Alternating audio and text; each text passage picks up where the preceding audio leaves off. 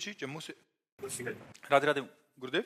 गुरुदेव भगवान, जब भी कभी मंदिरों में उत्सव होता है तो ज्यादातर बर्तन टेंट हाउस से आते हैं। उन बर्तनों में नॉन वेज भी बना होता है और वहीं बर्तनों में प्रसाद बन के भोग लगता है। ऐसे में प्रसाद अगर कोई वैसे दे तो मना करें वैसे या क्या करें? मतलब हम वृंदावन की बात करें, बाहर की तो बात हमें ज्यादा ज्ञान है नहीं। यहाँ सब पर्सनल होता है। जैसे राधा वल्लभ जी तो पर्सनल, चाहे लाखों लोगों का भोजन हो, पर्सनल। वहां सब, वहां रसोई में किसी का पात्र भी प्रवेश नहीं करेगा। बिहारी जी पर्सनल, राधा रमण जी पर्सनल। हाँ, जनरल गांव गली की बात हम नहीं कहते। बाहर जो जैसे ये धाम या पुरियों से बाहर का जैसे माहौल है, अभी जम्मू में रह रहे हैं तो वहां तो टेंट हाउस से बर्तन आते हैं तो उसमें नॉन वेज भी बना नहीं होता है। नहीं नहीं नहीं, तो ऐसे में कोई प्रसाद दे? नहीं पाना चाहिए, नहीं पाना चाहिए। वो प्रसाद हुआ ही नहीं। अभक्ष भोजन का कहीं भगवान को भोग लगता है? नहीं। ऐसे अपवित्र पात्रों में बना हुआ भोजन अभक्ष होता है।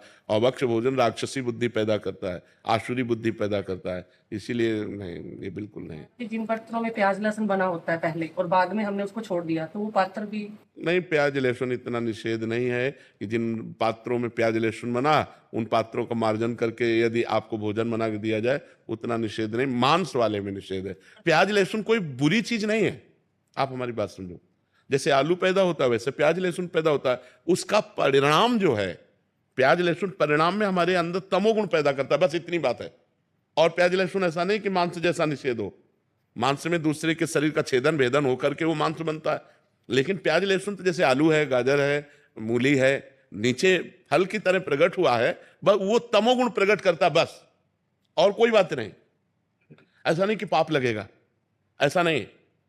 प्याज लहसुन तमोगुण प्रकट करता है, इसलिए भजन करने वाले को तमोगुण से रहित होकर सतोगुण तक पहुंचना है, तो उसको निषेध किया गया है कि प्याज लहसुन मत पाना, ये तमोगुण पैदा करता है, तमोगुण उत्पन्न करता है। क्रोध है, निद्रा है, आलस्य है, प्रमाद है, बुरा चिंतन है, ये इसको बढ़ावा देगा, इसलिए इसको रोका गया है। नहीं, ये ऐसा नहीं है कि मतलब इतना निषिद्ध है जैसे मांस निषिद्ध है, ऐसा नहीं। मांस तो जिस पात्र में बना हुआ, उस पात्र में बना हुआ भोजन कदापि नहीं खाना चाहिए। लेकिन जैसे प्याज लहसुन मतलब और वो पात्र मार्जन करके हमें रोटी डाल दे तो पा लेना चाहिए, उसमें कोई नहीं। भगवान को भोग लगा सकते हैं। भगवान की जब भोग लगाने की बात आएगी तब उसे हटा देंगे।